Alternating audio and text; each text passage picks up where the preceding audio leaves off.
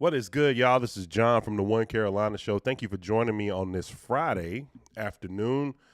No, it's been a while since I've been on. Been a while since I've been able to do any kind of live shows, and I had planned to do a live show, long ago, but came down with an extremely bad cold. Could be some pneumonia kind of stuff going on. Got a doctor's appointment to kind of clear all of that up. But I wanted to talk about the draft, and just recap, some of the grades. I know that I'm a little bit behind on this, and that's okay.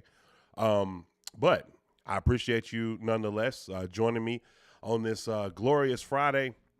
And so I won't take too much time, and I'll get right into it, man. But I wanted to go ahead and shout out a few of you guys that I already see popping in. Shout out to Johnny Chats, who says that Jonathan Mingo is the best wide receiver in the draft. Easy. Okay. Ghost Daddy, yo, what's up, man? Sideshow, what's going on, brother? Thank you so much for your support always. And Andrew Mashburn, what's up? So we'll join and chat with more people as we continue to go along. But I wanted to go ahead and get right into it, man, because, I think the Panthers had a really good draft, but there's some things that I myself looked at and, I obviously had some questions about. But I want to go a little bit further into some of these things. So without further ado, let's get into it. So obviously, first things first, Bryce Young. I think many of you know my stance on Bryce. I thought Bryce was one of the best processors of information that I've seen at the quarterback position in a very long time. And I think the Carolina Panthers saw that as well. As a matter of fact, to the tune that I believe that they knew, and I've said this before, and I know that they won't say this out of courtesy to the other players, which I respect tremendously, by the way. But I think they knew that Bryce was the guy when they made the decision to go up. Now, I also believe two things can be true. I believe that they knew that Bryce was the guy, but I also believe that they were maybe courting the rest of these guys to try to convince them otherwise. Whether it was CJ, Anthony Richardson, even Will. I think that they were courting these guys just to see, okay, is there something about these other guys because of, one, if not for nothing, prototypical size, which does mean something, or two, if there's something that they see that maybe didn't translate from a tape perspective. Like, for example, I mentioned this before. Bryce Young had the luxury of having a Bill O'Brien. C.J. Stroud had Ryan Day. Bill O'Brien gave Bryce more, capability inside the offense, making checks at the line of scrimmage, things like that. Was that more of a preparation issue, or was it an issue of preference by the coach? And that's something I feel like they discovered in the process. And so I feel like it's a little bit of both. I think it was, some of it was them giving Bryce free reign, but I also feel like that free reign came from the fact that they realized, wow, this guy prepares really well. Let's see if we can give him more and give him more and give him more, because he had more control over the offense than even Tua or Mac Jones had, which was different, right? And it showed. The results showed. So without further ado, A+ grade here. That's not even a question, right? Now, what I will say is, because we've talked about all the stuff, man, you go through his, draft profile. As a matter of fact, if you go to drafttech.com, which is where I get, a lot of my grading from, some of the stuff, the reasons for concern is size concern and scheme specific. Those are the only two things that they have, and that's the only two things that most people have when they talk about Bryce as a prospect. Now, I wanted to play something because I thought this was very interesting. I wanted to play this clip of an NFL Network analyst talking about what they plan to do with Bryce Young and the offense. So check this out. It was always Bryce. And being in the Panthers headquarters all week, everybody I ran into had this giddy smile or smirk. And the word I kept hearing was point guard. They didn't want to say Bryce Young until he was the pick. And so every time they wanted to talk about Bryce, they used the word point guard. And so I talked with their offensive coordinator, Thomas Brown, maybe 6 hours before they took Bryce Young. And he's such an important part of this development of Bryce because Frank Reich has empowered him to put this offense together to eventually be the play caller. And Frank Reich said 20 to 30% of our offense will be the Rams offense. And then our ideas mixed with my former offense to create a quarterback-friendly offense initially for Bryce that eventually becomes QB-centric in his own mind. And there it is right there. If you didn't hear that, let me play that last part again. To eventually be the play caller. And Frank Reich said 20 to 30% of our offense will be the Rams offense. And then our ideas mixed with my former offense to create a quarterback-friendly offense initially for Bryce that eventually becomes QB-centric in his own mind. And so I love that. And the reason I love it is because, one, they're gonna slow play this. Now, what they're saying right there to me solidifies the fact that Bryce will likely start from the gate, right? And they're going to slow play it by just giving him just basic installs, letting him get used to the speed of the game and the preparation of the NFL, and also him being able to acclimate himself. Andy Dalton, he talked about this. I heard Bryce say this in an interview. One of the people that he was looking most forward to working with was Andy Dalton, because he wanted to learn from him how to be a pro, and just how to go about preparing yourself daily and things like that. The one thing I really love about this kid is that there's two things, actually. One is when you watch the video of him where they were asking him different questions, the S2 cognition portion of his test kind of shows up in that interview, because they're asking him these questions, and I mean, he's just rattling off answers quickly too, and not just generic answers. Like he has, I think when they asked him who his favorite artist was, he said J. Cole and Drake. But it didn't take him time to think about it. It was just like, okay, natural. I'm giving you the answer as it, presents itself to me. And you see the same thing kind of happen on the field whenever he's making his decisions. When he threw, for instance, I watched some of the Auburn tape, right, of 2021, where they go into 4 overtimes and he ends up winning that game. Well, he threw a pass down the sideline to the Brooks receiver, the Brooks kid or whatever. And, I mean, no sooner than the ball was snapped and he takes his step back, the ball's out of his hand. There's no indecision. It's like I know exactly where I'm going each time.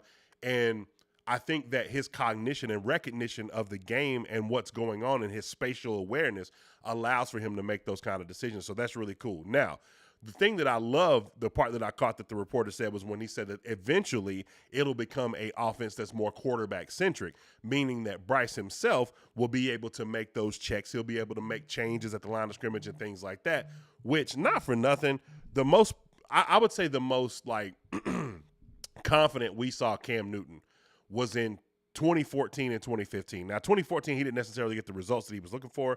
2015, we know the 15-1 season. We all are familiar with that. But that's one of the things that Cam was allowed to do. They gave him reign over the offense. And I know the weapons that we had weren't necessarily the kind that we needed specifically, but what he had was the ability to be able to distribute in the way that he saw fit. That's why, when I talked about bringing a DeAndre Hopkins here or whatever like that, I never came out and recanted that. But when I thought back about it, I was like, I don't know if that's really the best idea. And the reason is because I don't really know if a guy like D-Hop would necessarily fit here, where you want a guy that is able to have the autonomy to be able to distribute as he sees fit.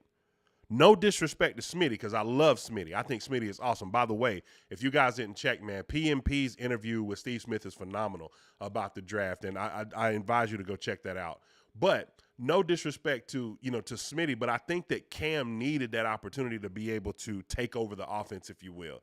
And so when they were bringing in weapons, they drafted Jonathan Mingo, which it'll be cool to watch him and Mingo kind of grow together. And that'll be a pretty cool thing to watch. They bring in Adam Thielen. They bring in, Hayden Hurst, DJ Chark. They don't bring in guys with super high expectations of hey, I have to have this kind of season, or I have to, and I'm not saying that would be D-Hop, but what they don't bring in is the kind of guy that would necessarily, in my opinion, command the ball, right?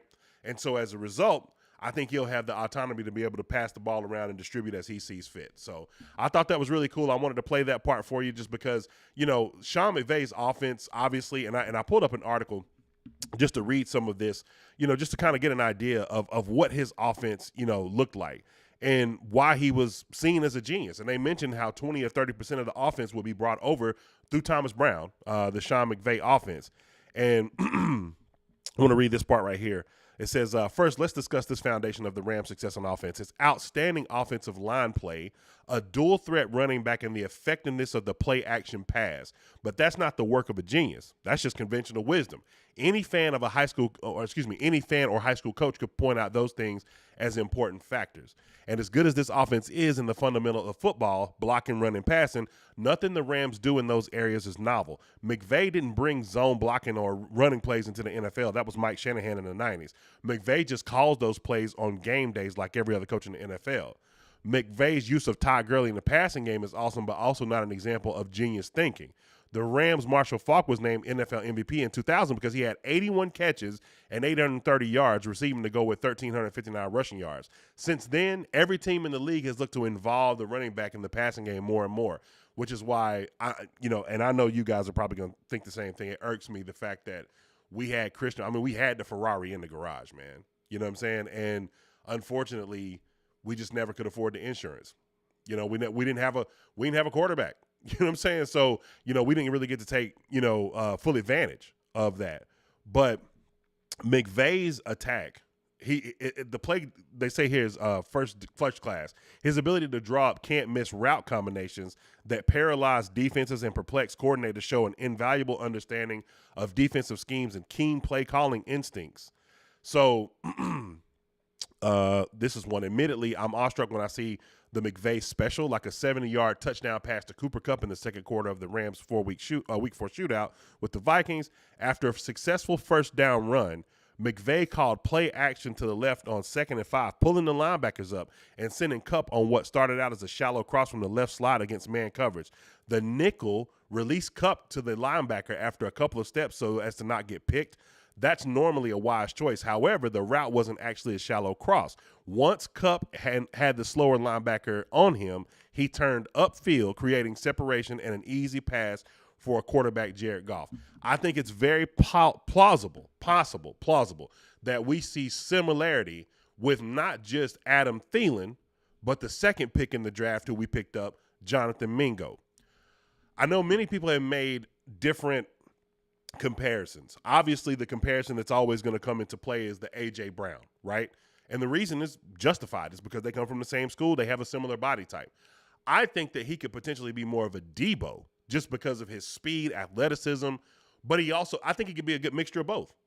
And I think that they'll utilize him in more mesh concepts moving across the field, especially when you see how agile he is and able to utilize that 4.4 speed, where they will mix up a lot of these different, route combinations where it'll be kind of, schemed in one way, but turns into something else, especially when you match him up against, different linebackers and safeties. Like, the one good thing is that he'll be athletic enough to, play hardball with linebackers, but he'll absolutely bully safeties, at his size and speed and athleticism.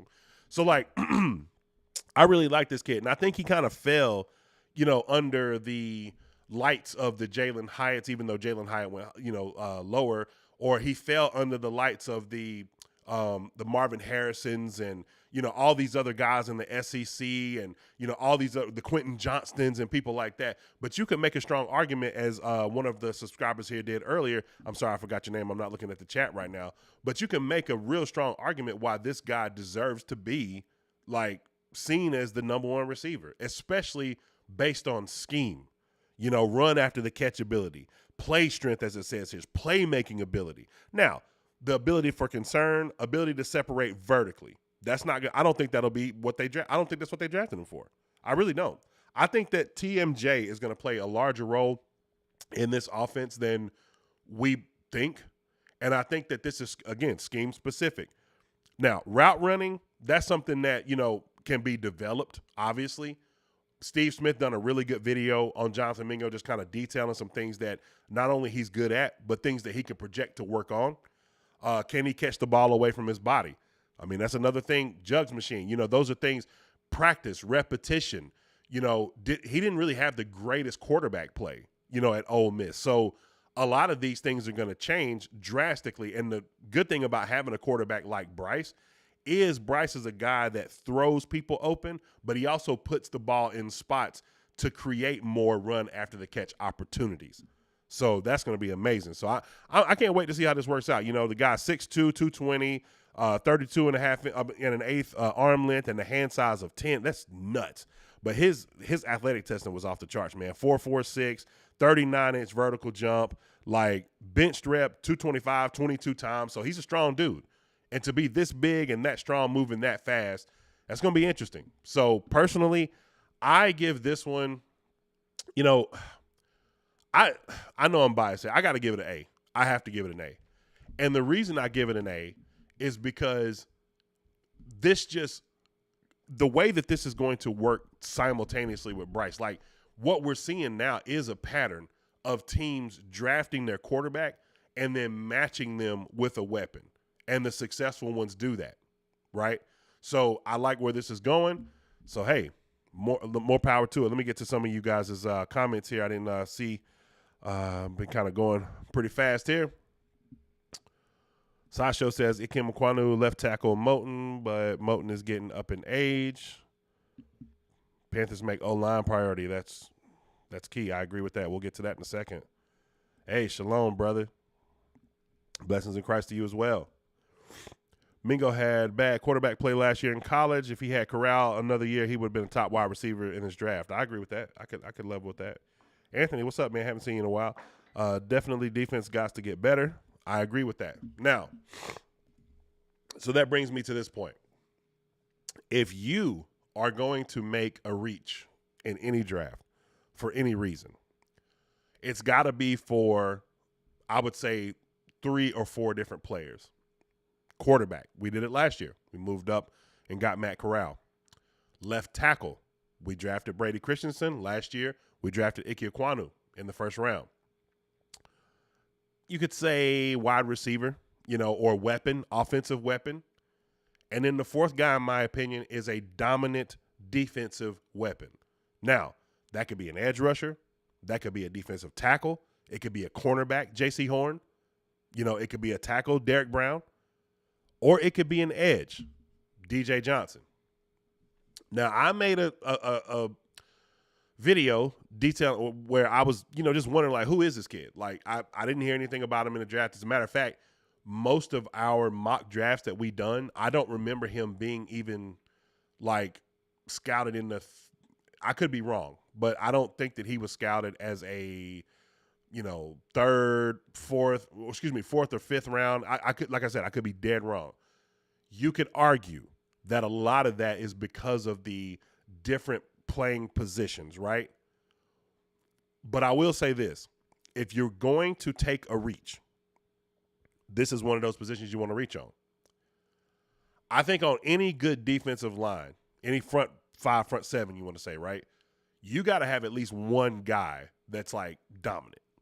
We have 2, in my opinion. Derek Brown, Brian Burns.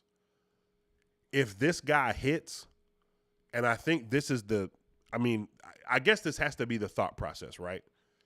If this guy hits, you're talking about a extremely dominant defense with that kind of pressure, because his measurables are legit. But I do want to read some of his scouting report here. Give me just a second. All right. DJ Johnson has had an interesting journey so far throughout his college career. He started out at Miami as a freshman, then transferred to Oregon in 2018 and had to sit out a year due to transfer rules. He then switched positions in the COVID-shortened season to tight end to help his team out, just to switch back to defensive end the following year. Johnson finally got a point in his career where he had stability, and he was able to put it all together as a senior. That's the best quote right there. Johnson finally got to a point in his career where he had stability, and he was able to put it all together as a senior. Johnson has outstanding size and is an excellent overall athlete. He lines up as a rush backer in Oregon's defense and is asked to do quite a bit in this role. As a pass rusher, Johnson flashes an explosive first step and can consistently win edges against opposing offensive tackles. He couples this explosiveness with his admirable length to squeeze the pocket and disrupt the quarterback. Johnson displays very good power as a rusher and is able to get tackles on their heels and drive them back on bull rush. He has an outstanding motor. He plays late in the down. I think right there, those attributes alone is what sold them. Technique can be like shaped and molded. What you can't shape and mold is a guy's tenacity. You can't make a guy motivated. And if that's what you're seeing consistently from him on film, then I trust the Giro Evero in this. Why? Because with a 3-4 defense, that, to be honest with you, the NFL is always looking for players to fill the 3-4, right? Because it's not the primary defense. Like the Steelers have ran the 3-4 since 1982. But the primary bread and butter defense in the NFL is the 4-3, right? Because more players are more prone to play that defense based on body type. The Derek Brown body type doesn't come around often.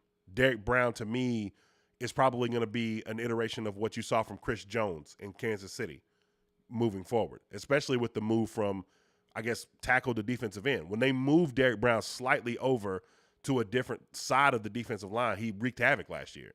So I can't imagine what Derrick Brown is going to look like at defensive end next year, likely standing next to Burns, right? Or when you get a guy like this, like I said, super high motor, doesn't necessarily have the requisite skills yet, but a lot of that is just because of experience. I mean, he put it together in one season. You know, top reasons to buy in: length, athleticism, motor. Those are things you like to see. Motor, motor, motor. Top reasons for concern: undeveloped technique, lower body stiffness. These are things that can be developed with the right coaching, Dom Capers, Ejiro Evero. So I trust this pick. Now, I will say this. Just because of the trust in the pick doesn't mean I trusted the method by which to gain it. If he turns into a dog, then I'm dead wrong. I'm giving it a B, only because of losing draft capital and what we've seen in the past. Now, I know, and I'm the first one to argue this, and you guys know this, I'm the first one to argue that you can't weigh what this regime does based on what the former did. But if I'm just looking from a vacuum, looking from 30,000 feet as a fan, and I think about the kind of picks that we've given away to get the players that we've acquired and not necessarily having the success that we've been looking for, then I'm like, all right, it gives me reason to reserve. So I'll give it a B. I like the pick. I'll be honest with you. Like, the more I started looking at it, even in my video, I wasn't critical. The only thing I was critical of is like being able to control your emotions, self-awareness. I was critical of that because the first highlight that I saw of him, and I was corrected, someone said it wasn't a player, it was a fan, was him punching that person. We'll just call it a person, player, fan, whatever. There's been a toss-up to what it was. But that's the first thing I saw, was him punching someone. And to me, that was just unacceptable. You can never let your emotions get so high to the point where you lose your character, because now, and this is unfortunate, one, let's just suppose that he was scouted higher. That's something that'll make you fall. Two, as soon as you get drafted, what's the first thing they're going to show? There it is. You're always going to have to answer questions about that. Baker Mayfield in the police video. Stetson Bennett in a running away from people drunk or whatever it was that he was doing. You know what I'm saying? You're always going to have to answer for that. So why cause that kind of unnecessary trouble? Bridle your emotions. But anyway, like I said, B for me. I like the idea behind this. Big dude, man. I'm telling you. 4'4", 40-yard dash, 32-inch vertical jump, and like a 9-inch broad jump. I mean, and he's a scheme fit, 3-4 outside linebacker, you know, and he may turn into an absolute steal. I don't think he'll be the steal for us in this draft. I'll get to that in a minute, but he may be an absolute steal. Just like I believe the next guy could be. Chandler Zavala to me is going to be a equalizer. Let me tell you why. For a guy not to give up a single sack in like 400 snaps or something crazy like that, the reason why he'll be an equalizer is because all of these different questions that we've been wondering about, that we've been asking about, you know, the offensive line and the rotations and things like that, a lot of those are going to come into play and they're going to be answered, right? I think that it's possible, because I thought about this the other day. I was like, man, like when you bring a guy in that's this talented and he's playing beside a guy that he has familiarity with, so they've been in the trenches together. Brady Christensen was solid last year, but is it possible that this kid beats him out? I strongly believe that could happen. I believe that can happen, especially if he is a better scheme fit, if the continuity is better. I think that he possibly could, which means, okay, what do you do with Christensen? I mean, I think Christensen could potentially play right guard. I think this kid could potentially play right guard as well. Not for nothing. You know, we do still have Cade Mays, you know, waiting in the wings. We do still have Austin Corbett, who's rehabbing from injury. So it'll be interesting to see if they, you know, potentially slide one of these guys over there. I know a lot of people have been, you know, clamoring for Timo, which I don't understand. Like, Timo, when Timo becomes the person of conflict amongst the fan base, you know you got a better offensive line than we've had in a very long time, because Timo has been the staple for so long when we didn't have anything, and now we got a lot of good problems to have. But this kid, he's legit, you know, and I wasn't able to find the full scouting report on him, but I did find a couple of things, like his eye-popping performance at a pro day. He ran a 5 flat 40, which is fast for a guy that's about my size, six. I want to say he's 6'3", between 6'3" and 6'5", I'm 6'5", right at 370. So like, yeah, that's moving. Athletic specimen is what they call him, So this will be very interesting to see how this works out. But anyway, before I keep moving, man, let me shout out to some of you guys. I'm sorry for my congestion here. Shout out to Seeker, man. Thank you guys so much for joining me. Seeing you in the chat here. Bob John says Deontay Brown, trade a guard, trade or for a DN. Interesting. Sasho says Brady becomes swing offensive tackle and eventually replacement for motion when he falls off. I kind of thought the same thing. And I thought, what if – I don't think they would trade Moton. I think that would be crazy. But if they did, then that gives him that opportunity. But I do believe that this Chandler guy, man, I'm telling you, in camp, he is going to make a very, very good case for himself to be the starter. I really believe that. So I'm excited to see, what happens with that. But, hey, man, if you're in here right now, make sure you hit the like button, subscribe button, bell notification so you don't miss a video. I appreciate you guys for being here with me right now. But let's keep it going. So one of the things that, to me, has been a big issue with Carolina, one of the major issues over the last couple of years, this was during the rule regime especially, and losing – anytime you lose veterans, when you lose veterans and you lose that – veteran presence, it's always expected for other guys to step up and to be that new veteran presence, to be the, to take over that lead role. And I know a lot of people were like, I'll give you an example, Shaq Thompson.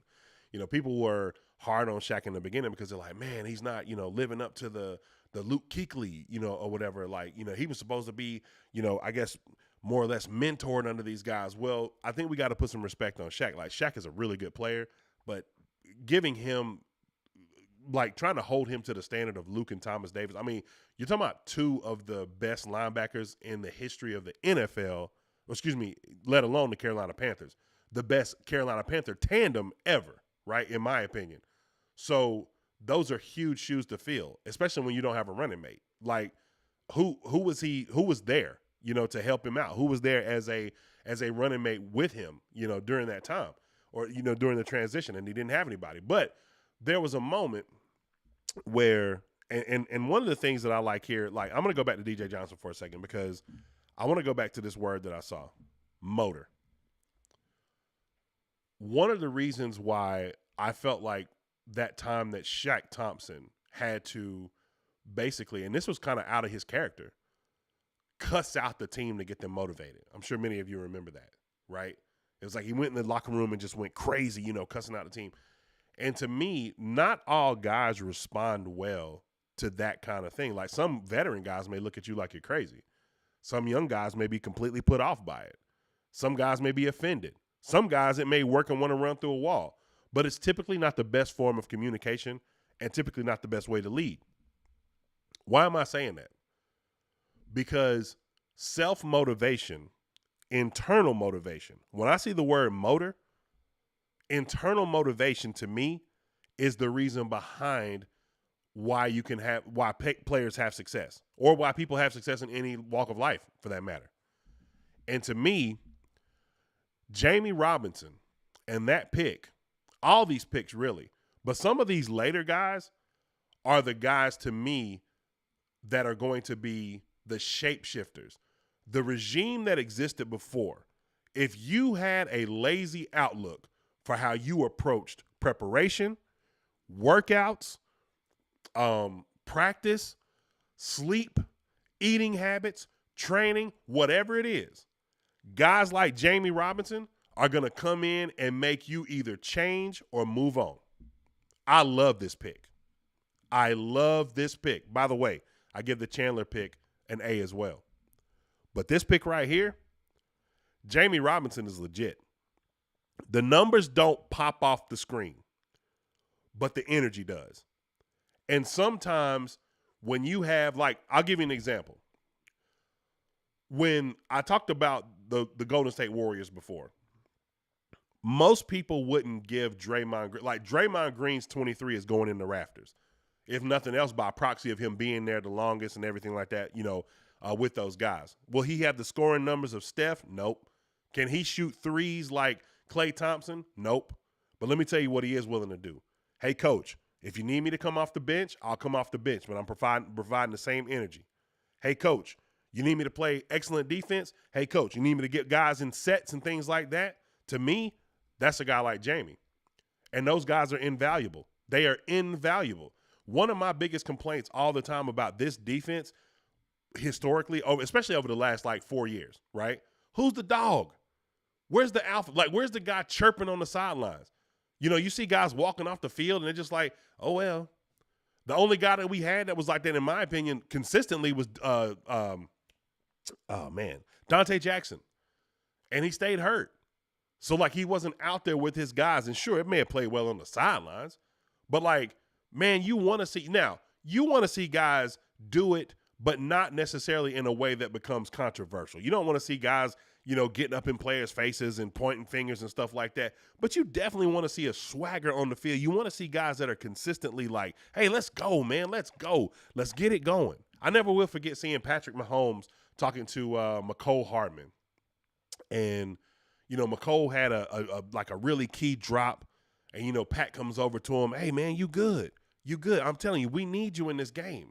And he had a rough game. He ended up scoring a game-winning touchdown, just because of that motivation that he was given. But this guy, he's legit. He's been, like I said here, impact starter ever since he became a starter. His showcase is to be a versatile defensive back prospect, lining up at free safety, strong safety, nickelback, and linebacker. Robinson has shown to be a very productive player, quick twitch, explosive athlete, and a high motor. Consistently finds himself around the ball. Man, I love it. I'm telling you, guys like this are going to be change agents for the Carolina Panthers. Gone are the days of lackadaisical play. Gone are the days of your friends and, people that went to, the same college that you coached at and, no unnecessary shots. I'm just keeping it real. Those days are gone. The days of guys who play the positions and play the game at a high instinctive level, but also play with a high motor. I love that the consistent theme that I keep seeing, high motor, high motor, high motor. That means these guys are going to come in ready to play. Now, obviously, there's some questions. The questions for Robinson as a defensive back come from his overall ball production. Throughout his career, Robinson has been more productive as a box defender, making tackles than making plays on the ball.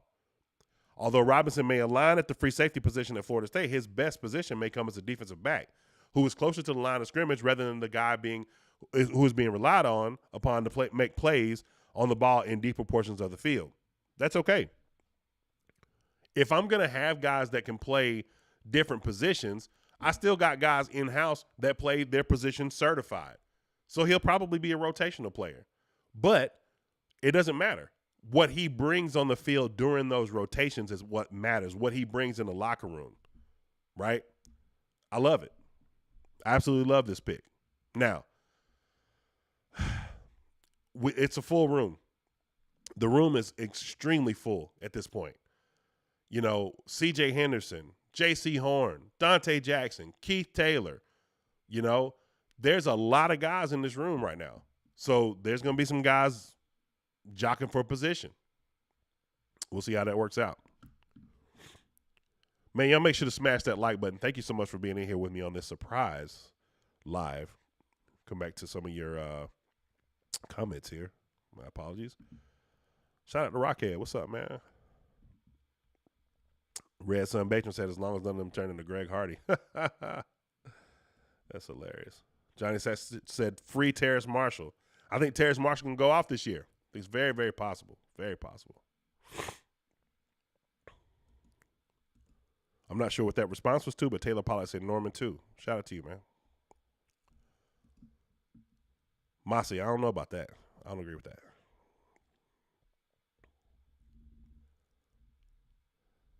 Let's see. There was another. Okay, here it is.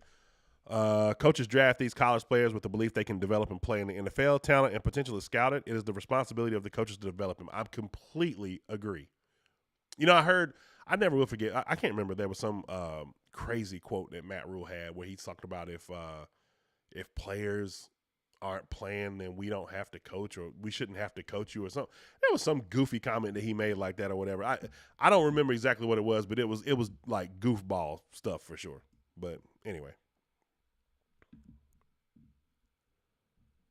Mossy Man says Carolina will go 12-5. I like that. I think that it's very possible. You know, this won't be like, I was thinking about this morning. Like, even without Bryce as a quarterback, with this bevy of knowledge and all these guys that we have in house right now from a scheme perspective, I think it'll be very interesting. Like with Andy Dalton, I think we could win at least 9. We can go 9-8. So it's not, you know, beyond me to think that Bryce could come in and lead us to 12-9. But I think that, to me, like,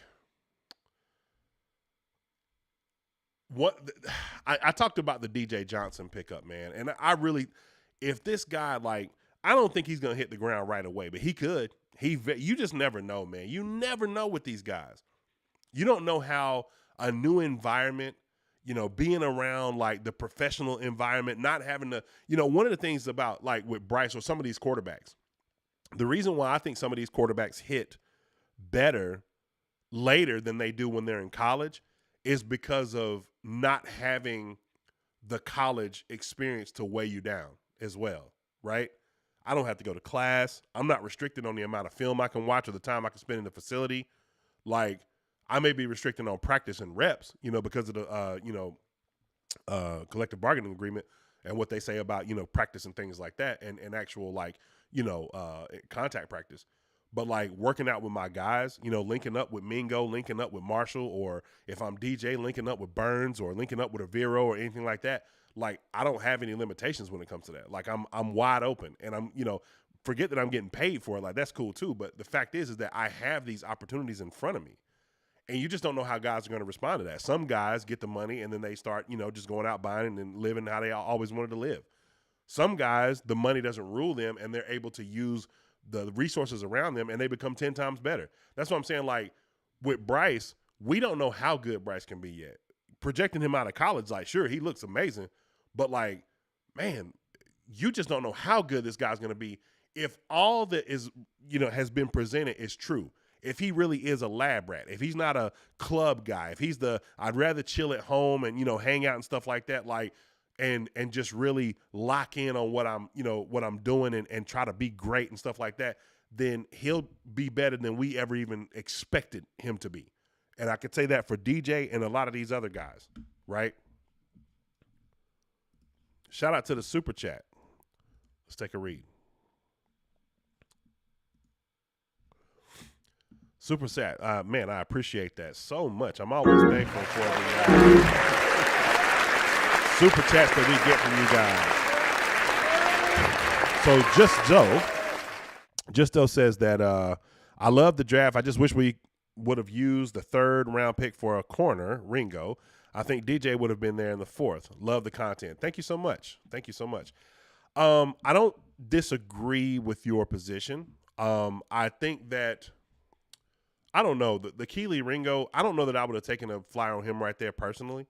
Plus, I also feel like this. I feel like it's possible the same reason why they took DJ Johnson in that spot could also be, two things can be true. They could also look at, because corner is definitely a position of need, but they could look at what's on this roster like, we may not want to hear this.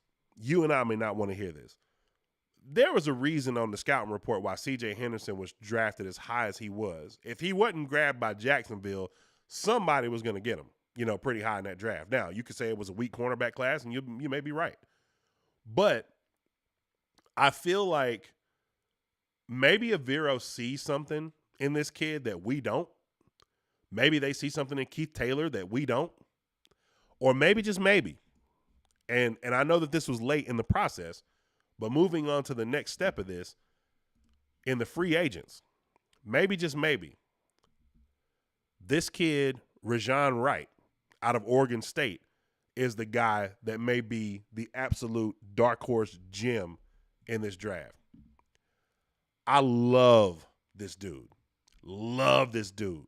Another guy, super, super, super high motor, motivated, hype. Any superlative you want to use. This guy has it, man. And I'll be honest with you. I don't know exactly why he fell to being undrafted.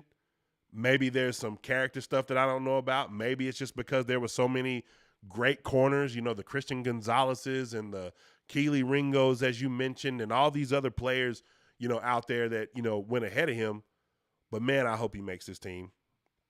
Man, I hope he makes this team. There's a couple of guys on here I hope make the team. I would love to see Bumper Poole make this team. He's got a road ahead of him because there's guys waiting in the wings. We don't know if Jeremy Chin is going to be a dedicated linebacker or not. We know that he's going to play in the box, certainly, but we don't know that. So we don't know how Brandon Smith is going to develop. But Bumper Poole was a guy that they talked about on his on the visit, one of the top 30, well, not top 30, I should say, but on one of the visits that they liked a lot. And they brought him in. Another guy, Iku Leota. Shout out to Iku Leota from my hometown, Asheville, North Carolina. Went to Asheville High School. Iku Leota, another guy. And so we don't know how he's gonna, fare. But he's another guy that I would look at, and he's very interesting. Nico Bolden from Kent State, very interesting player. Josh Vann from South Carolina, wide receiver, very interesting. But Rejon Wright, to me, is the guy that I'm looking at like, man, if there's any guy on this list that I hope makes this team, it's him. I like his style of play. I like his swagger on the field. He's tall.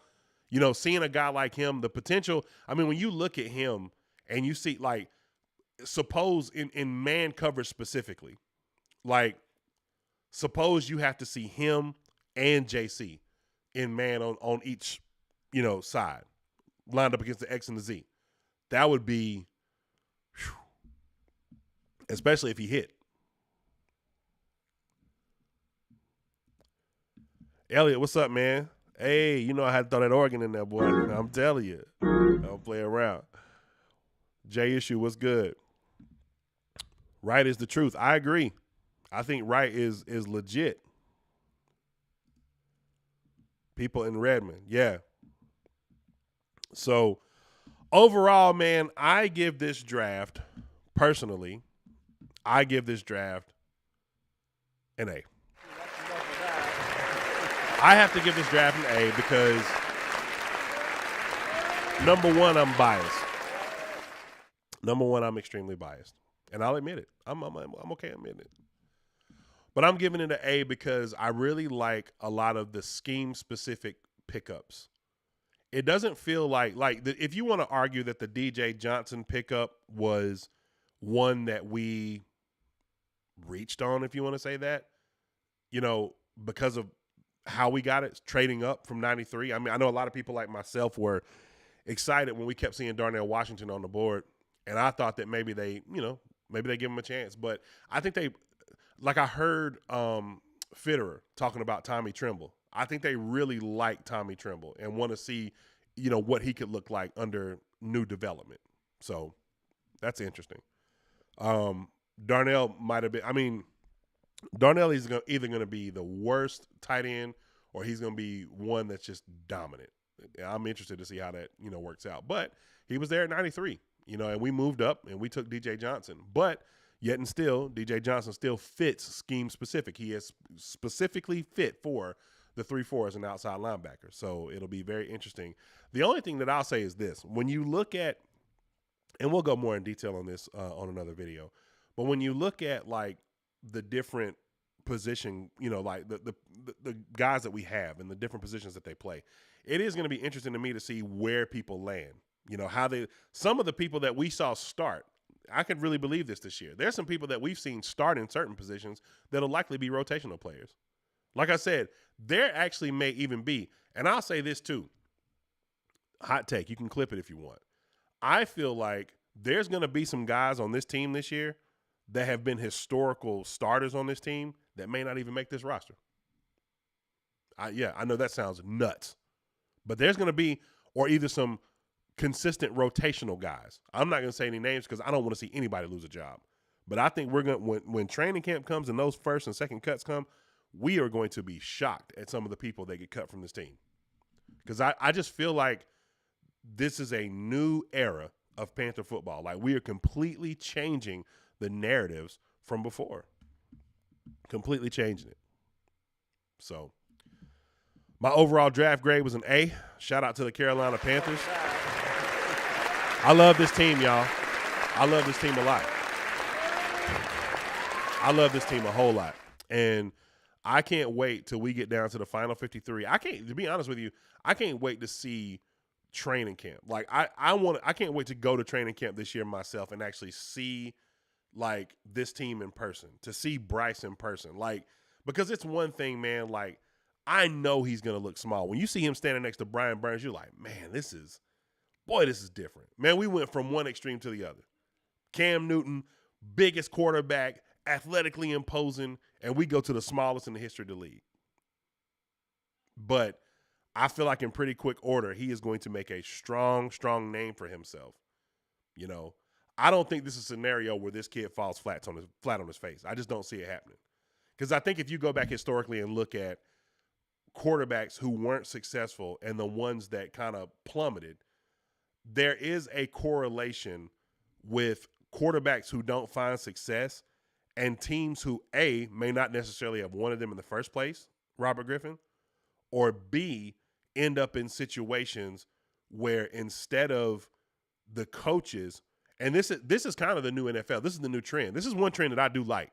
There's a lot of trends that, you know, get followed consistently that I'm not really a huge fan of.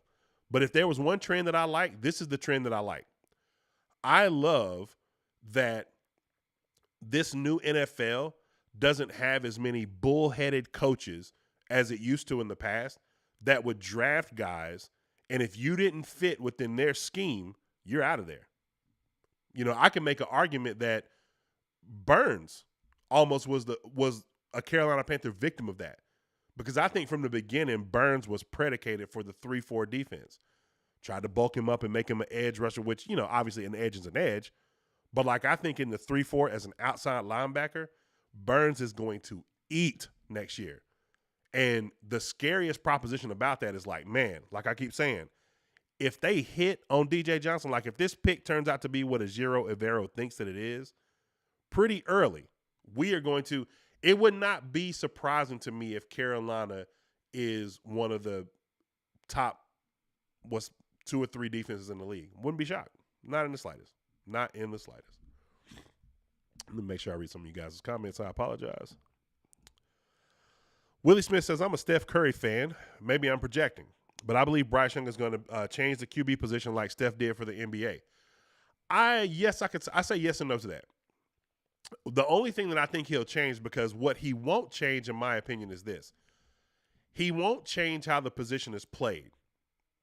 For example, and there's already been changes that have been made to welcome a guy like him to the fold. Let me tell you what I mean by that, right?